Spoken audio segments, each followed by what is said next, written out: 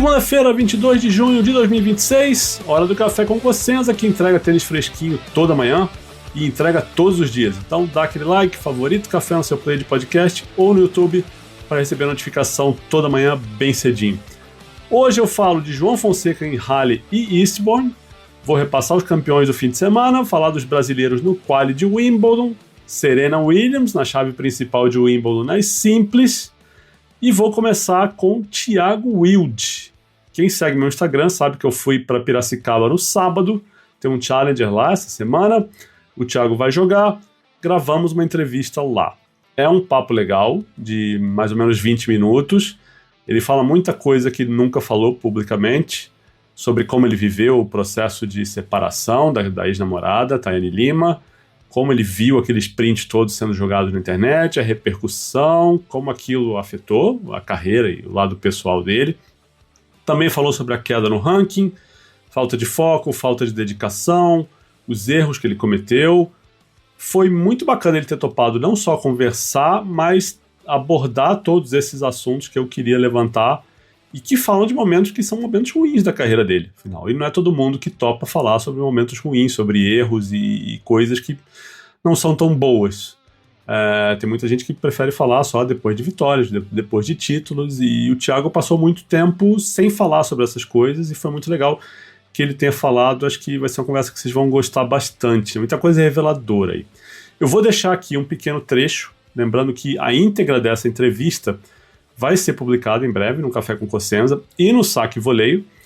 E vale dizer que apoiadores do Saque Voleio, apoiadores do meu trabalho, do meu jornalismo, já têm acesso ao vídeo dessa entrevista desde sábado, quando a gente conversou. Uma hora depois da entrevista já estava disponível, né, tanto no Apoia-se quanto no nosso grupo de Telegram. E se você quer apoiar meu trabalho, receber esse tipo de conteúdo exclusivo, dá uma olhada lá no Apoia-se, a plataforma é apoia.se/saque-voleio, para ver que tipo de conteúdo exclusivo você recebe sendo apoiador do meu trabalho. Isso inclui conteúdo exclusivo em áudio, em vídeo, em texto, áudios de tenistas, entrevistas em primeira mão, informações importantes em primeira mão, análise de jogo logo depois que essas partidas terminam. Tem o nosso grupo de bate-papo exclusivo no Telegram, com conversas. Eu estou lá ativamente respondendo perguntas de todo mundo, interagindo. O grupo é muito legal. Tem também o nosso circuito de palpitões, tem eventos presenciais em São Paulo, vai ter o Saque Voleio Open em julho. Tem bastante coisa interessante. Quem tiver a curiosidade, manda mensagem para mim, pode ser no Telegram, pode ser no Instagram, perdão. Pode ser no meu e-mail, que é ac@cossenza.org. Eu explico tiro qualquer dúvida que vocês tenham. E, enfim, quem quiser contribuir financeiramente, mensalmente, para o meu jornalismo, para o meu trabalho, vai ser super bem-vindo. Mas vou deixar aqui um trechinho dessa conversa com o Thiago Wilde. Como é que foi para sua família ver essa história? Porque assim, eu lembro de uma reportagem do Globo, que eu até fui procurar ontem antes de te entrevistar, que foi ver o histórico da sua família, de tataravô, de bisavó, de bisavô, por causa da história do nazismo. Como é que a sua família viu isso também? A minha família se viu exposta de uma maneira que nunca tinha sido. O meu avô, ele veio com a mãe dele para o Brasil, eles optaram pela cidadania brasileira justamente pela posição política oposta ao que todo mundo falou. Minha família sempre foi uma família de bem, uma família que ajudou todo mundo. Nunca teve apologia ao nazismo, nunca teve nenhuma ligação com relação a opiniões da maneira como foi exposta, muito menos atitudes que disseram na mídia. Acho que foi inventado muita coisa que não era verdade e, bom, a gente simplesmente optou por deixar o tempo passar e a verdade uma hora aparece, né? A verdade sempre aparece. Então, acho que, como eu falei, a gente tentou lidar da maneira mais privada possível com relação a tudo. Mas teve um print que você dizia pra ela que tinha um parente seu que tinha sido nazista, ou não? Na verdade, a gente teve na família ligação com o exército, mas em momento algum pró-nazismo, pró-Hitler. E, inclusive, vários prints na mídia não foram autenticados judicialmente. Vários prints. Quando você... como é que eu explico de uma maneira mais simples? Quando você vai publicar num processo um screenshot de uma conversa, uma publicação, alguma coisa, como é que é, digital, você precisa fazer uma ata notarial. Eu fiz tudo isso, eu dei meu telefone pro escrivão, ele viu, ele comprovou tudo, e da parte dela não teve isso. Muitas coisas não foram autenticadas e, como eu falei, muita coisa foi forjada. E isso é só um aperitivo, é uma conversa, como eu falei, de 20 minutos. Ele fala sobre as consequências, né, de ter o fim do relacionamento exposto na internet, como isso aconteceu, processos na justiça. Ele fala da queda no ranking, de quando ele sai do top 400. Eu nem gosto de falar top 400, porque 400 nem soa como top, né? Mas sai do grupo dos 400 primeiros do ranking. Fala das lesões, das 4 cirurgias que ele fez, né, em 2025, que atrapalharam, ou no fim de 2024, que atrapalharam a temporada de 2025, que foi quando ele caiu. Hoje ele é 200 e quase 300 do ranking. Vocês vão gostar de ouvir, com certeza, né? Vai estar em breve aqui. Vamos falar de João Fonseca agora, vice-campeão de duplas em Halle. Ele e o Altmaier perderam a final para o Theo Arribagé e para o Albano Olivetti por 7-6 e 6-4. Foi um jogo duríssimo, eles ganharam só 6 pontos na devolução, na partida inteira. Foi uma apresentação muito sólida dos adversários. Mas uma semana boa do João. Acho que a pergunta que vale fazer, e é uma pergunta super válida, é se fez bem para o João ficar em Halle até o domingo, em vez de ir mais cedo para Eastbourne e se ambientar, treinar nas quadras, né, locais, porque serão condições diferentes, como sempre acontece em torneio de grama. Eu acho que a resposta aqui não dá para polarizar, não tem nenhum certo 100% certo, nem 100% errado. Eu acho que botando tudo na balança foi bom. Tem coisas boas, como ele mesmo disse depois do jogo, nesse tipo de situação, jogando esse tipo de situação, você se prepara, você joga pontos grandes, sob pressão, você treina saque, treina devolução, embora não seja exatamente a mesma coisa, porque a devolução, principalmente na dupla, às vezes você usa mais lobby do que é um recurso que é válido na dupla e você não usa na simples. O saque também às vezes varia com a posição do seu parceiro, de onde vocês vão cobrir, ou de onde você acha que o adversário devolve melhor, então isso também. Mas, né, acaba sendo válido, eu acho, sabe? Você está competindo, tem pressão, tem ambição de ganhar, e tem a questão moral de confiança, de ganhar partidas, né, evidentemente. Basta lembrar que o João fazia um início de temporada nada animador, por causa da lesão que ele teve antes da Austrália, e não foi bem em Buenos Aires, perdeu cedo no Rio, mas ficou no Rio Open, ganhou a chave de duplas com o Marcelo, e quando ele chega em Indian Wells, já chega num momento muito melhor, e faz uma sequência ali de quadraduras boa, né?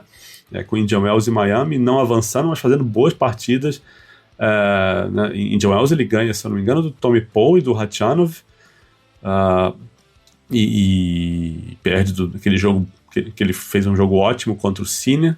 Depois em Miami perde para o Alcaraz, mas foram bons torneios, boas apresentações. Acho que a temporada do João começa ali praticamente. Então tem esse lado positivo, esse lado moral que é importante. O lado negativo é, como eu falei, ele não chegar tão cedo em Eastbourne, não se adaptar como seria o ideal para jogar simples em Eastbourne, estar ali no piso, sentindo, né, as condições do local. Mas isso se a gente pensar só no resultado de Eastbourne. Tem que ser uma coisa muito isolada, né? E outra, como ele é o cabeça de chave 2 lá, é um ATP 250, um torneio menor, ele é o cabeça de chave 2, e ele entra de bye, ele estreia nas oitavas, ele vai estrear só na quarta-feira. Então dá tempo de sair, né, domingo de Halle, chegar lá em Eastbourne, treinar na segunda, treinar na terça, estrear na quarta, né? Se ele for avançando no torneio, ele joga quarta, quinta, sexta e sábado. Lembrando que a final lá é no sábado, porque tem o Wimbledon começando, né, segunda-feira. Mas, como eu falei, né, o lado negativo é se a gente pensar só no resultado de Eastbourne. Mas não sei se vale a pena pensar dessa maneira isolada, assim, num torneio que é um 250, é um torneio mais fraco, e 2, que é um torneio que, né, no ranking do João, na ambição do João, é um torneio que é um evento de aquecimento. É óbvio que ele vai jogar, vai querer ganhar, e maravilha, mas é um torneio que tem que ser visto como um aquecimento para o Wimbledon, né? Majoritariamente ou principalmente. Mas sobre essa chave de Eastbourne, vamos lá. Não é uma chave forte, né? Como eu falei, o ATP 250 é a semana logo anterior ao Wimbledon, tem muita gente que opta por não jogar, também não é um 500, não é um 1000. O João é cabeça de chave 2, estreia nas oitavas e estreia contra o vencedor de um jogo entre dois qualifiers, o italiano Matteo Arnaldi e o britânico Gil Hussey, né? Se ele passar, o favorito para estar nesse jogo das quartas de final aí é o Hugo Humbert, que é um jogo interessante. E os cabeças 4 e 5, que encontrariam o João numa semifinal, são o Echeverri e o Nakashima. Tem o Jack Draper aí, já vou falar nele, né? Outros nomes interessantes nessa metade da chave. Estão ali o Brooksby, o Vukic, o Atmani, e aí sim o Draper, que não é a cabeça de chave, ele estreia contra o Nakashima, já estreia hoje, é um jogo muito legal, acho que para a primeira rodada de 250. E o Draper com Andy Murray como técnico, Sir Andy Murray. Então tem esse atrativo também. A outra metade da chave tem o Taylor Fritz, cabeça 1, que está sugando tudo que pode da grama. Tem os dois Cerúndolos, o Francisco e o Juan Manuel. Tem o Jaume Munar, tem o próprio Daniel Altmaier, que estava lá em Halle com o João. O Popperin e o Collignon, que pode aproveitar. O Collignon estreia contra o Juan Manuel Cerúndolo e é que é a cabeça 8, se eu não me engano. O Collignon pode aproveitar. Ele vem tendo bons resultados aqui e ali. Ele fez 2 finais seguidas em Challenger no Saibro, Monza e Bordeaux. Ele perde a final de Bordeaux, inclusive, para o próprio Juan Manuel Cerúndolo, mas é Saibro, né? Ele ganha do Shelton em Roland Garros, ele fura o quali, faz quarta de final em Halle, só perde para o Zverev, ou seja, vem fazendo torneios bons em condições diferentes. Vale ficar de olho nele, está no melhor momento da carreira, 24 anos. E como eu falei, o cabeça 1 ali é o Taylor Fritz, que está tentando espremer tudo que pode nessa temporada de grama. É a terceira semana seguida dele jogando, e se ele for longe em Wimbledon, vão ser 5 semanas seguidas jogando na grama. Ele foi vice em Stuttgart e vice em Halle, né? Em Stuttgart ele perde a final para o Ben Shelton, agora em Halle ele ganha do Shelton, mas perde a final para o Tiafoe, finais contra compatriotas, mas vai brigar por esses 250 pontos de Eastbourne, porque pesa em algum momento. Já que eu falei dessas finais, vamos lembrar os resultados do fim de semana, vai. Em Halle, como eu falei agora, o Tiafoe foi o campeão, fez 6-4, 6-4 no Fritz, na final. Primeiro campeão americano da história do torneio, o maior título da carreira do Tiafoe, que só tinha 3 ATP de 250 até ontem. Ele tinha jogado 4 finais acima de 250 e perdido todas. E ganhou de 3 top 10 no torneio, que é bem relevante. Ele ganhou do Cobolli, do Ogier Aliassime e do Fritz. E volta para o top 20, agora deve ser o número 19 do mundo essa semana. Eu preparei esse roteirinho aqui, olhando os rankings de domingo ainda, então não estava atualizado. Vou até evitar citar muito o ranking aqui, porque confunde, né? Quando vocês ouvirem isso segunda-feira de manhã, o ranking já vai estar atualizado. A hora que eu estou gravando isso, o ranking no ar ainda é o de domingo. A ATP 500 de Queens também tem um campeão de um país que nunca tinha vencido, né? Como eu falei, o Tiafoe foi o primeiro americano campeão lá, Francisco Cerúndolo, o primeiro argentino campeão em Queens, né? E foi o primeiro 500 da carreira do Cerúndolo, né? O primeiro título de 500. Ele fez 6-7, 6-4, 6-3 em cima do Tommy Paul na final. E primeiro argentino a ganhar Queens, porque o Nalbandian, senhor Davi Nalbandian, que eu adoro, chutou uma placa de propaganda quando ele estava ganhando uma final do Marin Cilic, e essa placa foi na perna do juiz de linha, a canela do juiz de linha começou a sangrar, o Davi Nalbandian foi corretamente desclassificado. Então, agora Cerúndolo é o primeiro argentino campeão de Queens. E o segundo título do Cerúndolo na grama, tá? Não é algo isolado, ele ganhou Eastbourne em 2023. E uma curiosidade, só 5 jogadores na ATP têm mais de um título. O Sinner tem 5, todos 5 Masters 1000, o Shelton tem 3, o Alcaraz tem 2 e o Medvedev tem 2. São os outros 4 campeões de mais de um torneio, né? O Cerúndolo Francisco ganhou... Cerúndolo Francisco é ótimo. Francisco Cerúndolo ganhou Buenos Aires. Feminino, Berlim, o torneio mais forte da semana, o título ficou com a Linda Noskova. Fez 6-4, 4-6, 6-3 em cima da Jessica Pegula, que tinha enfiado um pneu na Sabalenka no terceiro set na semifinal. E isso coloca a Noskova no top 10 pela primeira vez na carreira. Ela tem 21 anos, está numa ascensão relevante. É só o segundo título da carreira, primeiro na grama. E é uma grande semana, porque ela já tinha vencido a Badosa e a Iala, né? E ela agora é a número 1 da República Tcheca, ou Tchequia, para quem prefere, né? Mas olha só, ela não foi a única tcheca campeã nesse fim de semana, porque a Mari Boskova foi campeã em Nottingham, que é um 250. Ela fez 7-6, 4-6, 6-2 em cima da Emma Navarro na final. É o quarto título da carreira da Boskova, primeiro na grama, e foi a final mais longa da WTA, com 2 horas e 57 minutos. A final mais longa desse ano até essa partida tinha sido a de Bogotá, com 2 horas e 50, e adivinha quem ganhou lá em Bogotá? A própria Mari Boskova. E a gente falando em finais longas com menos de 3 horas de duração, eu aposto que muitos de vocês que estão ouvindo agora lembraram e ficaram com saudades das partidas da Bia, com 3 horas e 15, 3 horas e meia de duração, da saudade. Mas enfim, outra curiosidade aqui, foi a 4ª vez que 2 tenistas tchecas foram campeãs no mesmo dia. A última foi em 2022 com a Linda Fruhvirtova e a Katerina Siniakova. A Fruhvirtova foi campeã em Chennai e a Siniakova em Portoroz. Bora para Wimbledon.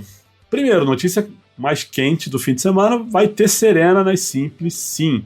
Depois de muito tempo, o torneio finalmente confirmou o wildcard para ela na chave de simples. Então Serena, aos 44 anos, depois de 2 jogos de duplas para Wimbledon, nesse retorno, e foi uma vitória em Queens e uma derrota em Berlim, ela vai tentar a chave de simples. Ela não joga uma partida da modalidade desde o US Open de 2022, perdeu na terceira rodada para a Ayla Tomljanovic, e a Serena, como já se sabia, vai jogar também a chave de duplas. Esse wildcard já tinha sido anunciado, ela vai jogar com a irmã, a Venus. Gostaram da notícia? Depois me contem nos comentários, ou por e-mail, ou nas mensagens, enfim, o que vocês acharam. A grande pergunta que se faz é, a Serena vai fazer algo relevante? Ela tem capacidade de fazer algo relevante? Essa resposta acho que é mais difícil de dar, porque a amostra é muito pequena. Ela fez 2 partidas e 2 partidas de duplas. Mas ela está sacando bem, e isso é meio caminho andado para você ter, ou pelo menos ser competitiva na grama. Agora, a gente não viu como é que ela vai se movimentar nas simples. Ela, na dupla, coisa limitada, né? Você cobre meia quadra, pouco arranca para chegar numa curta. Então é uma amostra pequena. Então a gente não sabe. A gente não viu ela jogando pontos mais longos, se ela vai estar consistente, como é que ela vai... se ela vai ser consistente precisando se movimentar para chegar na bola, dando 2, 3 passos para um lado, se ela vai jogar pontos longos de ir para um lado para o outro, ou se ela vai jogar muito sacando para ace e vai arriscar nas devoluções para fazer os pontos serem curtos. É difícil fazer alguma previsão decente a essa altura da coisa.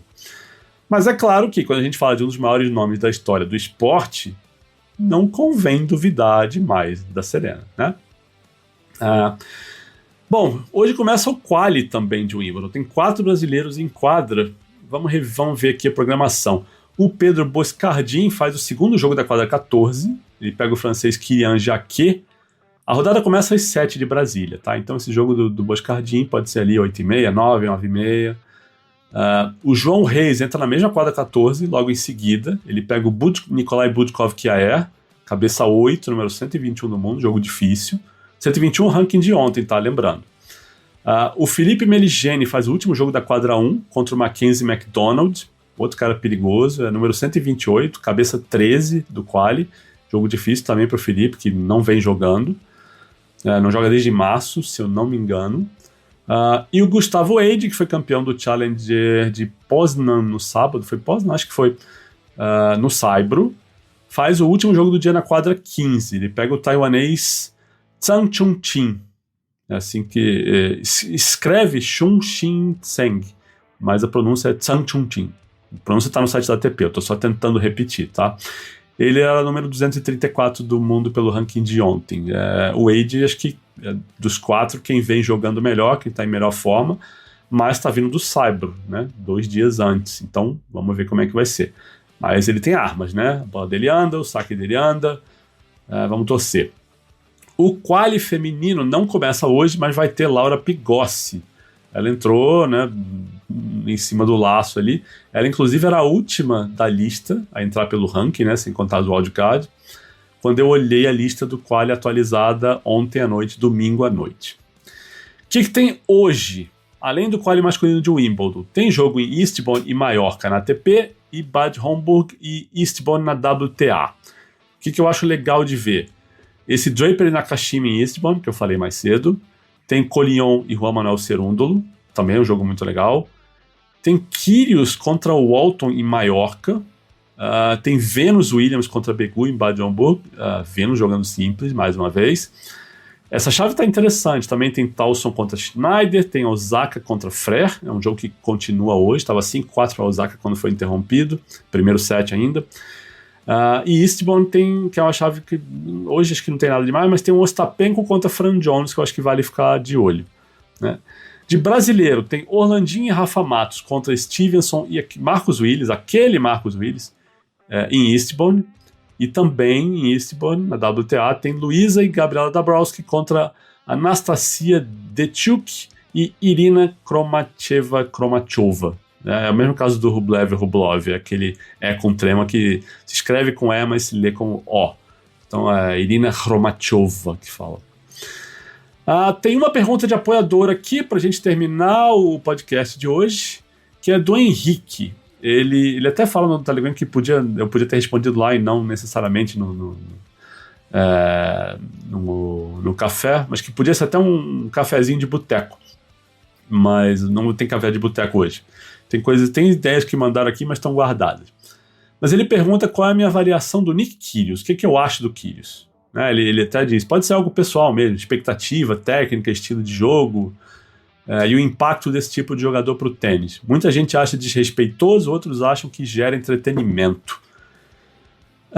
Henrique, o problema de falar do Kyrgios é que assim, as pessoas têm opiniões muito polarizadas do Kyrgios. Tem gente que gosta muito e acha que ele é fantástico para o tênis, tem gente que acha que ele é um idiota completo, e que é arrogante, enfim. Eu acho que ele é os dois, para ser bem sincero. Ele, em alguns momentos, ele gera entretenimento, ele fala coisas interessantes, em alguns momentos. Em outros momentos, ele fala coisas completamente idiotas, ele é desrespeitoso, ele, né, tem a atitude de um crianção, apesar de não ser mais uma criança, né? Ele está ali com 30 anos, 29 já. Eu lembro dele jogando final de Australian Open juvenil em 2013, a gente está falando de 13 anos atrás, né? Ele e o Kokkinakis, inclusive, fizeram essa final. Ele foi campeão. Então, sabe, tem coisas que eu gosto, tem posturas dele que eu gosto, tem posturas que eu não gosto. Eu acho que ele às vezes exagera no personagem de se achar muito legal, muito importante pro tênis. De falar, o tênis precisa de gente como eu, que fala, que faz isso, que não tem medo dos outros e não sei o quê. E aí eu acho que ele dá uma exagerada, às vezes ele se perde um pouco nisso, ele passa um pouquinho do ponto. E vamos ser sinceros aqui, o Kyrgios está sem competir desde 2023? Sem competir de nível, né, em nível decente, da gente olhar para o Kyrgios e esperar alguma coisa. Vou até abrir o abstract aqui enquanto eu estou gravando, porque eu não tive como fazer isso antes de gravar. Mas vamos lá. Ele, em 2025, joga 3 torneios. Em 2024 ele joga 1 torneio. Em 2023 ele joga 1 torneio. Para todos os efeitos, ele está desde o fim de 2022 sem fazer nada relevante. Então são mais de 3 anos. E aí eu pergunto, quantas pessoas você ouve falar no dia a dia, pessoas relevantes, que estão no meio do tênis, quantas pessoas você ouve falarem assim, o Kyrgios está fazendo muita falta? Não faz falta. É legal quando ele está ali, gera algum buzz e tal, mas não faz falta nenhuma. É dura realidade, né? Não sei se ele tem noção disso, que as pessoas não sentem essa falta toda. Talvez as pessoas todas cheguem para ele, você faz falta, não sei o que e tal. Mas, cara, a verdade é essa. Ele é um cara que é legal de ter, mas se você não tiver, ok. Né? E o tênis tem isso. O tênis, ele segue adiante, perde ídolos e o tênis se renova. Né? Eu lembro que uma vez eu estava em... Dr. Rafael Radaeli, que é o ouvinte, né, assíduo, vai lembrar dessa conversa. A gente estava num Future em Ribeirão Preto. Estava na área VIP, ele, eu e mais 2 amigos dele, que eu não lembro. Um era o não lembro o nome agora. Me foge o nome. Mas um desses amigos fala pra mim, eu acho que o Federer é maior que a ATP. E eu falo, não é. E não é um desrespeito ao Federer falar isso. Mas o que acontece? Eu falo porque eu vejo tênis há algum tempo e ele também via, enfim, não é carteirada minha.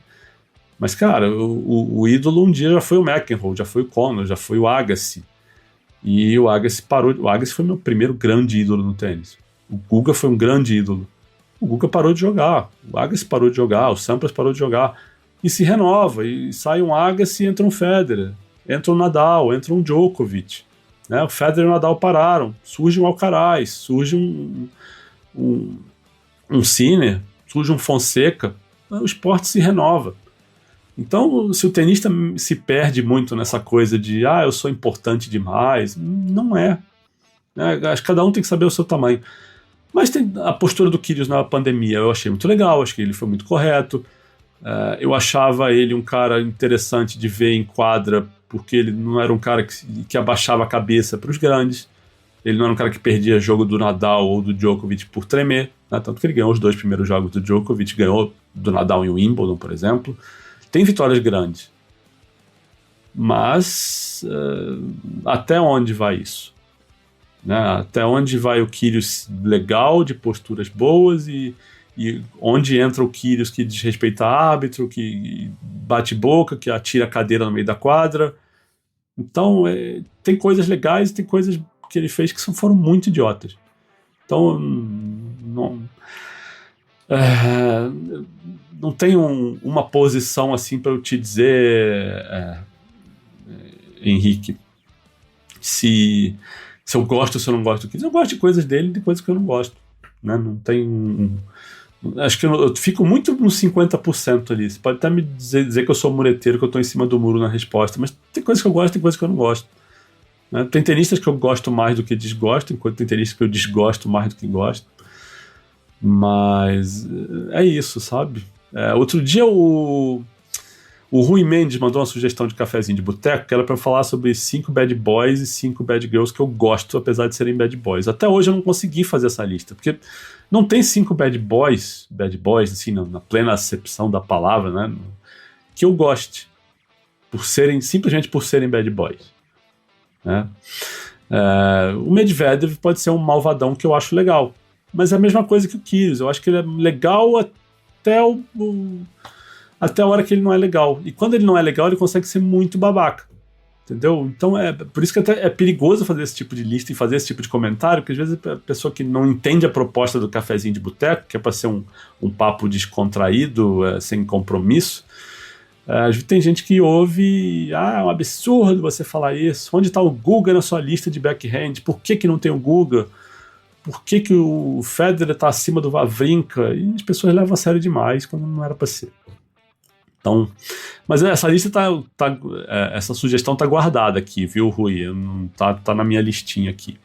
Né, eu até separei uns nomes que eu gosto. Na WTA tem mais. Eu gosto da Ostapenko, eu gosto da Laura Siegemund, gosto da Putintseva, não gosto da Danielle Collins, não gostava da Coco Vandeweghe. Botei até, entre aspas aqui, a Jankovic e a Wozniacki, que gostavam de um barraco também, quando estavam perdendo. Mas esse é assunto lá para frente. Tá? Na ATP tem mais nome que eu não gosto, né? Tipo Kohler, que é meio unanimidade, tanto que foi banido do esporte. O Stepanek, Stepanek, enfim, como queiram, que eu não gostava. Nunca fui com a cara dele. Mas é isso, sabe? E o Kyrgios tá nesse bolo aí. Né? Agora, gera buzz? Gera, mas até a página 2, a página 3. Não é tanto assim, acho que quanto ele acha ou quantas pessoas acham. Né? Tanto que tá aí há 3 anos e o tênis não sente falta dele. Né? Enfim, ele consegue ser desrespeitoso, também acho que gera entretenimento. Então é um pouco de cada, sabe? Mas, bom, então é isso, gente. Obrigado para quem ouviu até aqui, já deixei o recado. Façam o algoritmo rodar, curtam, compartilhem, comentem, enfim, deem avaliação lá, quem tiver no Spotify, quem tiver no Apple Podcasts, façam a coisa andar, ajudem a gente, porque é importante. Beleza? Hoje eu fico por aqui, uma ótima segunda-feira e uma grande semana para todo mundo. Um abraço!